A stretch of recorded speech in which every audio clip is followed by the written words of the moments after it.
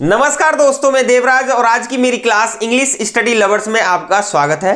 दोस्तों, वीडियो को शुरू करने से पहले मैं आप सभी लोगों का धन्यवाद देना चाहता हूं, क्योंकि आपने मुझे बहुत ज़्यादा अपना आशीर्वाद दिया है, अपना सहयोग दिया है और जितने भी मेरे सपोर्टर्स हैं और जितने भी मुझे चाहने वाले हैं और मेरे आस पड़ोस के जितने भी मेरे सहयोगी हैं, मैं उनका आभार व्यक्त करता हूं, क्योंकि आज मेरा जो YouTube फैमिली है वो 500 सदस्यों का हो चुका है और मैं उन सभी 500 सब्सक्राइबर्स का, मेरे चाहने वालों का, मेरे जितने भी सपोर्टर्स हैं और रात और दिन मेरे साथ वो सहयोग करने के लिए मेरे साथ खड़े रहते हैं, मैं उन सभी का आभार व्यक्त करता हूं, उनको धन्यवाद देना चाहता हूं। और आगे भी इसी तरह आप मेरे ऊपर अपना आशीर्वाद बनाए रखें, जिससे कि मैं आपके लिए और अच्छी मेहनत करता रहूं और आपके लिए और अच्छे से ज़्यादा मैटर भी देता रहूं। तो वीडियो के हम मेन पॉइंट पर आते हैं। तो मैंने पिछली क्लास के अंतर्गत बताया था कि कैसे दो सिंपल सेंटेंसेज को जोड़कर एक कॉम्प्लेक्स सेंटेंस बनाया जाता है। तो उस वीडियो के अंतर्गत मैंने बताया था कि कॉम्प्लेक्स सेंटेंस क्या होता है, कॉम्प्लेक्स सेंटेंस किन कंजक्शन से जोड़कर बनाया जाता है, और उसके बाद बताया था कि कॉम्प्लेक्स सेंटेंस को हम सबऑर्डिनेट कंजक्शन से जोड़कर बनाते हैं, और उसके बाद बताया था कि सबऑर्डिनेट क्लॉज क्या होता है और सबऑर्डिनेट क्लॉज कितने प्रकार के होते हैं। तो उसके आगे मैंने बताया था कि सबऑर्डिनेट क्लॉज 3 प्रकार के होते हैं, एक नाउन क्लॉज, एडजेक्टिव क्लॉज और एडवर्ब क्लॉज। तो पिछली क्लास में मैंने थोड़ा सा परिचय दिया था और नाउन क्लॉज से कैसे दो सिंपल सेंटेंसेज को जोड़ के एक कॉम्प्लेक्स सेंटेंस बनाया जाता है, और उस वीडियो में मैंने इतना ही बताया था कि नाउन क्लॉज से जोड़कर कैसे एक कॉम्प्लेक्स सेंटेंस बनाया जाता है। तो दोस्तों, उसी वीडियो की श्रृंखला को आगे ले जाते हुए आज मैं आपके लिए बताऊंगा कि एडजेक्टिव क्लॉज क्या होता है, इसे रिलेटिव क्लॉज भी बोला जाता है, एडजेक्टिव क्लॉज के कौन कौन से कंजक्शन होते हैं और ये कैसे काम करता है। तो दोस्तों, वीडियो को शुरू करते हैं और बताते हैं आपके लिए कि एडजेक्टिव क्लॉज, पहले हमें ये देखना है, एक शब्द है एडजेक्टिव और दूसरा शब्द है एडजेक्टिव क्लॉज। ये आपको थोड़ा सा समझना है। यदि इन दो शब्दों को आप समझ गए तो दोस्तों आपको किसी भी प्रकार की समस्या का सामना नहीं करना पड़ेगा। तो हम आपको बताने वाले हैं कि एडजेक्टिव माने होता है विशेषण। क्या होता है? विशेषण, या फिर एडजेक्टिव ही कहें। एडजेक्टिव वो शब्द होते हैं जो किसी नाउन की विशेषता को बताते हैं, उसको क्वालिफाई करते हैं, उसको रेस्ट्रिक्ट करते हैं, उसे ही हम एडजेक्टिव कह सकते हैं। जैसे कि मैं आपके लिए एक सीधा सा एग्जांपल दूं हिंदी में कि मीना ने काली फ्रॉक पहन रखी है। तो जो फ्रॉक है वो कैसे कलर की है? ब्लैक कलर की है, काली कलर की है। तो जो काला वर्ड है वो विशेषण है, एडजेक्टिव है, और वो फ्रॉक को आइडेंटिफाई कर रहा है। जैसे कि मैं कहूं, आपके लिए एक एग्जांपल दूं, he is a good boy. यहां पर ये जो बॉय है दोस्तों, बॉय एक नाउन है और गुड एक क्या है? एडजेक्टिव है। क्या है दोस्तों? एडजेक्टिव है। हालांकि नाउन और एडजेक्टिव के बारे में मैं विस्तार से आपके लिए बताऊंगा, लेकिन फिलहाल आप इतना समझो एडजेक्टिव क्लॉज के अंतर्गत कि एडजेक्टिव क्या होता है और एडजेक्टिव क्लॉज क्या होता है। तो ये जो बॉय है ये, और ये जो गुड है, ये गुड जो है बॉय को क्वालिफाई कर रहा है, इसकी विशेषता को बता रहा है, उसको आइडेंटिफाई कर रहा है कि लड़का कैसा है? गुड है, अच्छा है। तो ये नाउन हो गया, ये एडजेक्टिव हो गया, तो इसे बोलते हैं हम एडजेक्टिव। अब एडजेक्टिव तो होता ही है, लेकिन उसने बता दिया क्लॉज। अब पहले हमें क्लॉज को समझना है। क्लॉज जो होता है वो एक ग्रुप ऑफ वर्ड होता है, ग्रुप ऑफ वर्ड्स होता है दोस्तों, यानी शब्दों का समूह होता है, जिसमें एक ग्रुप ऑफ वर्ड्स होता है जिसमें एक सब्जेक्ट होता है। क्या होता है दोस्तों? एक सब्जेक्ट होता है और दूसरी होती है वर्ब। उसे हम क्या बोलते हैं? एक क्लॉज बोलते हैं। अगर आपसे कोई पूछे कि क्लॉज क्या होता है तो आपको बताना एक ग्रुप ऑफ वर्ड्स होता है, शब्दों का ऐसा समूह जिसमें एक सब्जेक्ट कर्ता होता है और एक वर्ब होती है, उसे ही क्लॉज बोला जाता है। फ्रेज एक अलग चीज है, वो भी ग्रुप ऑफ वर्ड्स है, लेकिन उनमें सब्जेक्ट और वर्ब नहीं होता है। अब यहां पर जो क्लॉज है वो एक ग्रुप ऑफ वर्ड्स है जो कि जिसमें एक सब्जेक्ट होता है और वर्ब होता है, उसे हम क्लॉज कहते हैं। अब एडजेक्टिव क्लॉज क्या होता है? अब एडजेक्टिव क्लॉज जो होता है वो एक शब्द है, या फिर ऐसे कहें कि एडजेक्टिव क्लॉज जो है यानी विशेषणों का ऐसा शब्दों का समूह जो आए हुए नाउन के बारे में विशेषता बताता है, आए हुए नाउन के बारे में विशेषता बताता है। जैसे कि मैं आपके लिए एक एग्जांपल दूं कि she is a girl,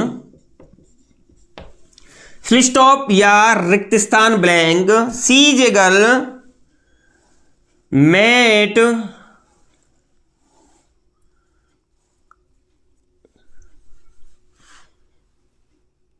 she is a girl met me yesterday.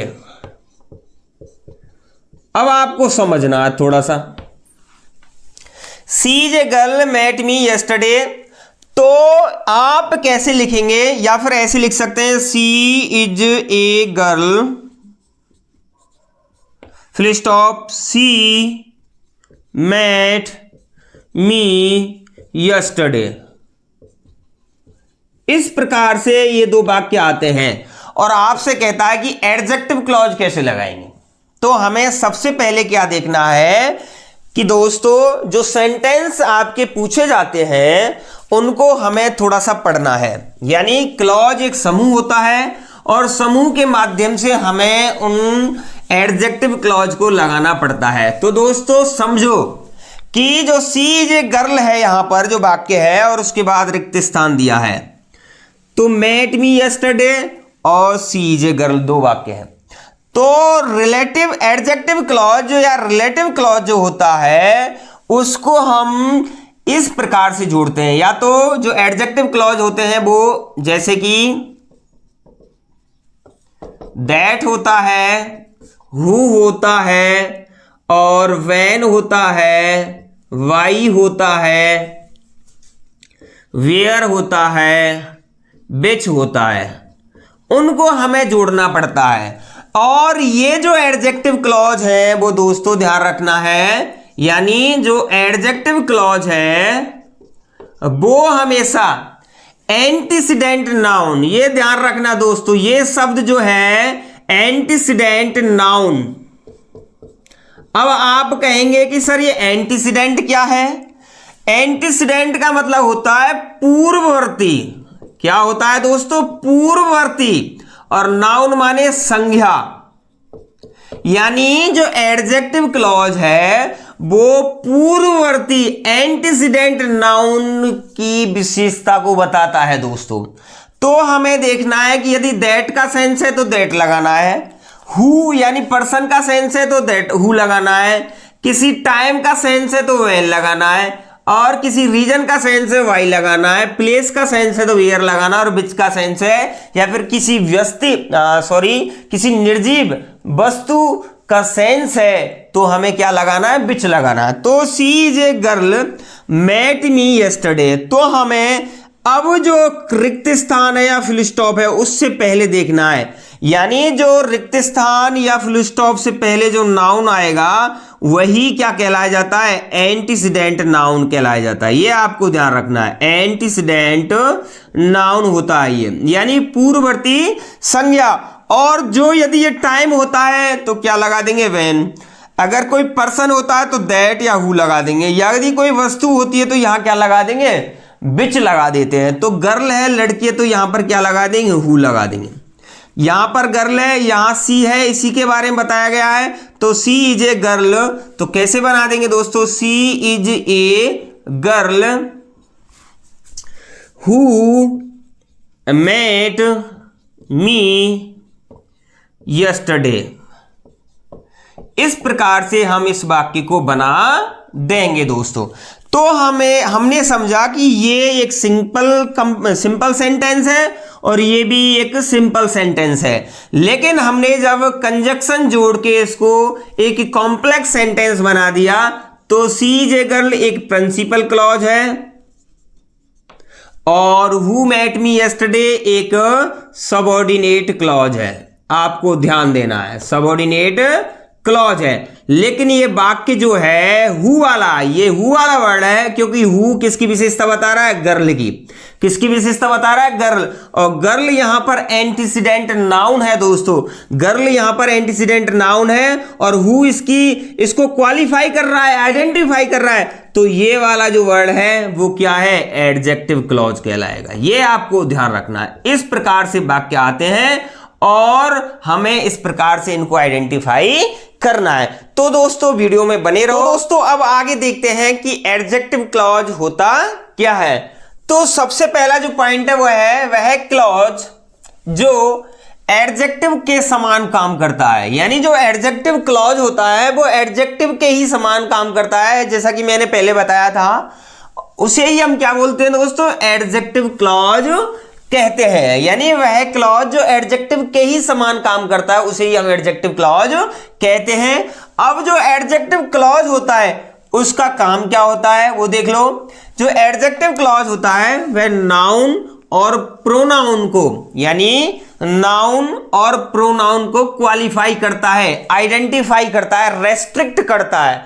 ये इसका मेन पॉइंट होता है। यानी एडजेक्टिव क्लॉज होता है वो अपने से आए हुए पहले एंटीसीडेंट नाउन और प्रोनाउन को रेस्ट्रिक्ट करता है, क्वालिफाई करता है और आइडेंटिफाई करता है, यानी उसके बारे में बताता है।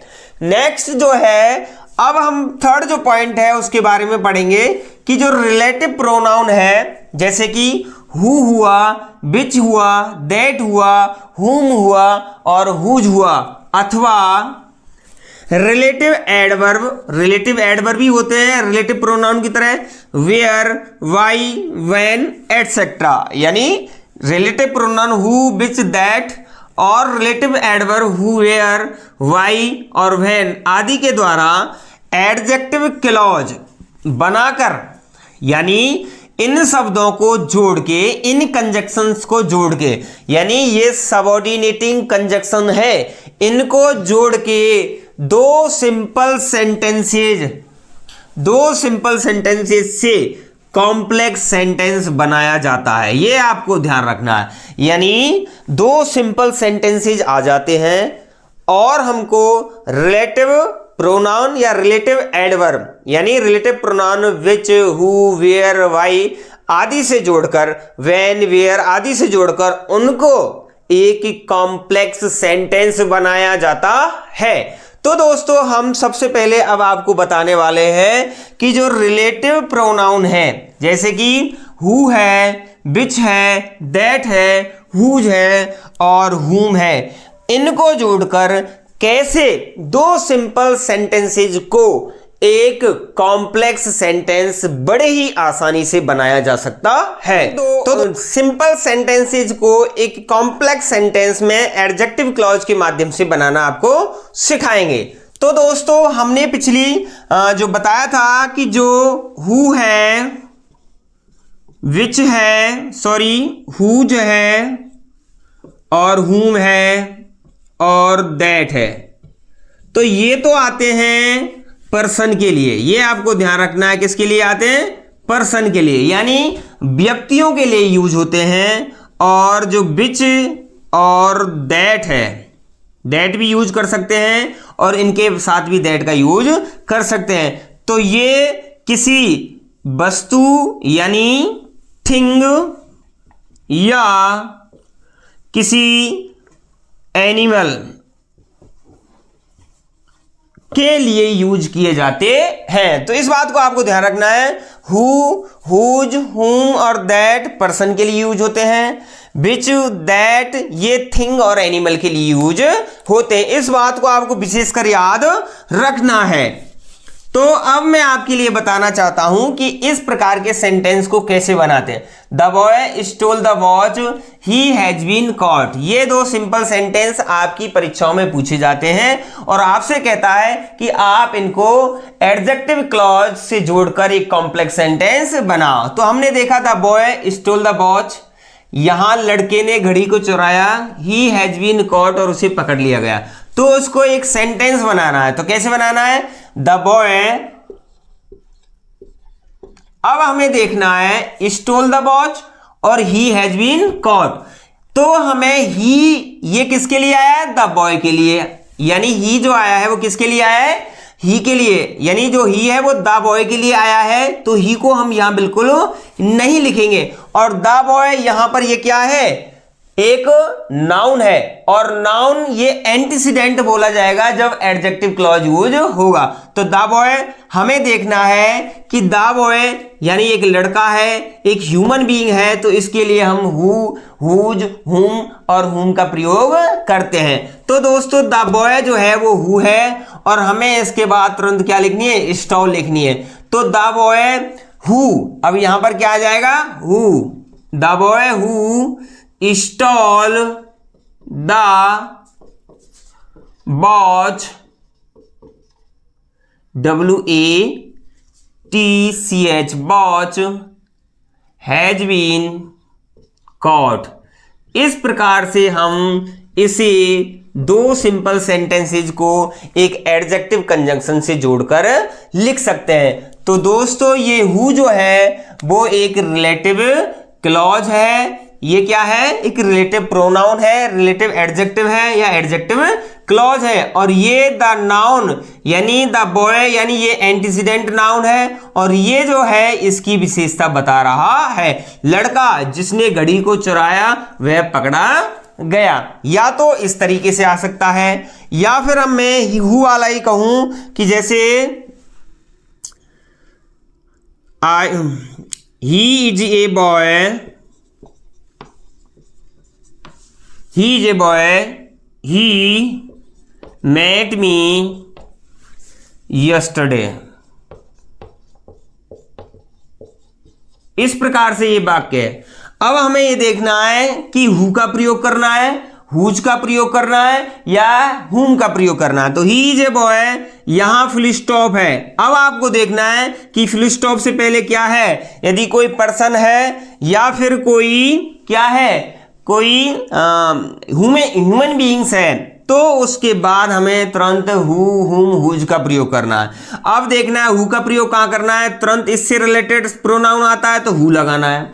अगर यहां पर कोई अदर प्रोनाउन आता है, क्या आता है? अदर प्रोनाउन आता है, तो उस स्थान पर हमें क्या लगाना है? हुम लगाना है दोस्तों। और यदि इसके स्थान पर ही की जगह हेज आता है, हर आता है, देयर आता है, तो इनके स्थान पर हमें क्या लगाना है दोस्तों? हुज लगाना है। तो हमें यहां पर ना तो हिज दिखाई दे रहा है, ना देयर दिखाई दे रहा है, ना हर दिखाई दे रहा है और ना ही हमें कोई दूसरा अदर प्रोनाउन दिखाई दे रहा है। तो हमें केवल दिखाई दे रहा है ही। तो यदि यह नाउन और इसी से संबंधित कोई प्रोनाउन आता है तो दोस्तों हम यहां पर हु का प्रयोग करते हैं। तो इस सेंटेंस कैसे बनाएंगे? He is a boy, he is a boy who. अब इस सेंटेंस को ही को छोड़ देंगे क्योंकि ही को दोबारा यूज नहीं करेंगे, क्योंकि ही द बॉय को हमने यूज कर लिया। He is a boy who. अब पूरे सेंटेंस को हम उतार देंगे, मेट मी यस्टरडे। इस प्रकार से इस वाक्य को हम बना देते हैं। तो दोस्तों आपको कुछ नहीं करना है, फुल स्टॉप से पहले देखना क्या आया हुआ है।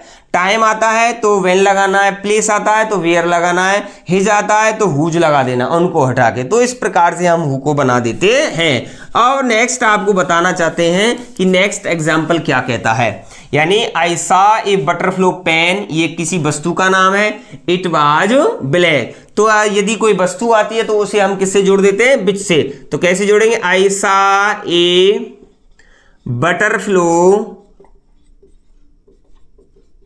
पेन। अब यहां पर इट किसके लिए है? बटरफ्लो पेन के लिए। यानी यदि कोई वस्तु या कोई जानवर वगैरह एनिमल का नाम आता है तो उसके लिए हम विच का प्रयोग करते हैं। तो ये यहां पर सब्जेक्टिव केस में यूज हुआ है, तो यहां पर हम क्या लगा देंगे, विच बाज ब्लैक। तो हमने एडजेक्टिव क्लॉज के माध्यम से दो सिंपल सेंटेंसेस को एक कंपाउंड सेंटेंस कॉम्प्लेक्स सेंटेंस बना दिया। अब नेक्स्ट एग्जांपल देखेंगे, Vivek gave me a novel, it is very interesting. जो इट है वो नोवेल के लिए आया है, तो हमें इन नोवेल को पहले लाना है। तो कैसे लाना है, द नोवेल, अब द नोवेल है ये, तो हम यहां पर विच भी लगा सकते हैं, दैट भी लगा सकते हैं। तो यहां पर दैट विवेक, अब यहां पर क्या आ जाएगा, विवेक या नोवेल। अब नोवेल के बारे में बताना है, that Vivek gave me is very interesting, और बचे हुए वाक्य को उतार देते हैं। तो इस प्रकार से हम दो सिंपल सेंटेंसेज को एक साधारण तरीके से कॉम्प्लेक्स सेंटेंस बना सकते हैं। अब नेक्स्ट हुज और हुम का मैं आपके लिए एग्जांपल बता देता हूं कि उनके परीक्षाओं में आते हैं, तो आपको किस प्रकार से हुज को लगाना है और हुम को लगाना है। तो सबसे पहले हम देखेंगे एक एग्जांपल, जैसे कि कोई परीक्षा में एग्जांपल पूछा जाता है, she is a girl, stop, she is a girl, her sister is a doctor. तो हमें क्या करना है दोस्तों, फुल स्टॉप पर जाना है, she is a girl, her sister is a doctor. Full stop पर गए, फुल स्टॉप से पहले देखा क्या है, एक ह्यूमन बीइंग है, कोई पर्सन है, और पर्सन है तो क्या लगेगा, हु लगा सकते हैं, और हुम लगा सकते हैं, हुज लगा सकते हैं। लेकिन कंडीशन देखनी है, अगर इससे संबंधित यहां पर अगर कोई प्रोनाउन आता, सी आता, तो डायरेक्ट हु लगा देते, और यहां पर कोई अदर प्रोनाउन आता तो यहां पर हम क्या लगा देते, हुम लगा देते। और हर, हिज, हिम आता है, अगर हर आता है और तुम्हारा हिज आता है और तुम्हारा माई आता है, तो इन शब्दों के स्थान पर हमें क्या लगाना है, हुज लगाना है। तो कैसे करना है, she is a girl, she is a girl. अब इन शब्दों को हटा करके इनके स्थान पर क्या जोड़ देना, whose. She is a girl whose sister is a doctor. इस प्रकार से हम सेंटेंस को बना देते हैं और दो सिंपल सेंटेंसेज को एक कॉम्प्लेक्स सेंटेंस में कन्वर्ट कर देते हैं। तो नेक्स्ट एग्जांपल ये तो रहा हुज का। अब नेक्स्ट एग्जांपल देखते हैं हुम का। हुम का कैसे पूछा जाएगा, Ram is a boy, Ram is a boy, I या फिर be elected, elects, be elect our monitor या इलेक्ट अवर मॉनिटर। तो हमें देखना है कि जो फुल स्टॉप है, फुल स्टॉप से पहले क्या है दोस्तों, कॉमा है। फुल स्टॉप से पहले क्या है दोस्तों, कॉमा है, और कॉमा से पहले क्या है, कोई पर्सन है, और पर्सन है और उसके बाद अदर प्रोनाउन है, अदर प्रोनाउन है। तो हमें दोस्तों अदर प्रोनाउन है और उससे पहले कोई पर्सन दे रखा है, तो इसके लिए हम किसका प्रयोग करेंगे, हुम का प्रयोग करते हैं। तो राम इज ए बॉय हुम, अब यहां क्या लिख देंगे हम डायरेक्ट, हुम बी इलेक्ट, चुन लिया है, अवर मॉनिटर। इस प्रकार से हम हु, हुज, हुम, विच और दैट का प्रयोग करके दो सिंपल सेंटेंसेज को बड़े ही आसानी से कॉम्प्लेक्स सेंटेंस बना सकते हैं। अब दोस्तों मैं आपके लिए बताऊंगा कि यदि रिलेटिव एडवर्ब से वो दो सिंपल सेंटेंसेज को जोड़कर एक कॉम्प्लेक्स सेंटेंस कैसे बनवाता है। मैं आपके लिए बताऊंगा कि यदि दो सिंपल सेंटेंसेज आते हैं और आपको कहता है कि इन दो सिंपल सेंटेंसेज को एडजेक्टिव क्लॉज के अंतर्गत जो रिलेटिव एडवर्ब हैं उनके माध्यम से जोड़कर एक कॉम्प्लेक्स सेंटेंस बनाओ। तो दोस्तों देखेंगे कि जो रिलेटिव एडवर्ब है, सबसे पहले ये देखेंगे रिलेटिव एडवर्ब कौन कौन से होते हैं। तो पहला है वेयर, उसके बाद दूसरा है व्हेन और तीसरा है व्हाई। ये मुख्यतः एडवर्ब रिलेटिव एडवर्ब कहे जाते हैं। तो दोस्तों हमें देखना है कि वेयर का प्रयोग कहां होता है, जब प्लेस के बारे में कोई बताता है। व्हेन का प्रयोग कहां होता है, जब वो टाइम के बारे में बताता है। और वाई का प्रयोग कहां होता है, जब वह रीजन के बारे में बताता है। यानी यदि फुल स्टॉप से पहले कोई टाइम आता है तो वेयर लगाना है, फुल स्टॉप से पहले टाइम आता है तो व्हेन लगाना है, और फुल स्टॉप से पहले कोई रीजन आता है तो दोस्तों क्या लगाना है, वाई लगाना है। तो दोस्तों कैसे बनाते हैं, ये देखो, दिस इज द प्लेस, ये प्लेस है, स्थान है, फुल स्टॉप है, आई वाज बोर्न। तो हमें फुल स्टॉप से पहले ही देखना है कि यदि कोई स्थान आता है तो हमें क्या लगाना है दोस्तों, वेयर लगाना। वेयर एक सबऑर्डिनेट कंजक्शन है, सबऑर्डिनेटिंग कंजक्शन है, और इनको जोड़कर हम एक कॉम्प्लेक्स सेंटेंस बनाने वाले हैं। तो पहला जो वाक्य है उसको सेम उतार देंगे, this is the place, this is the place. अब तुरंत हम क्या उतार देंगे, वेयर आई वाज।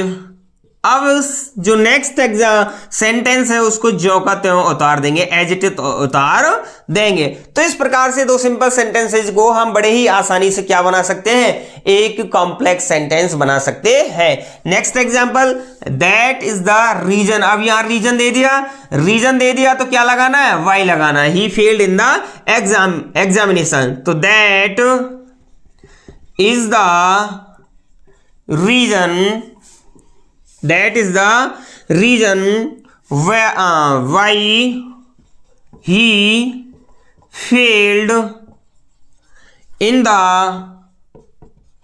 examination।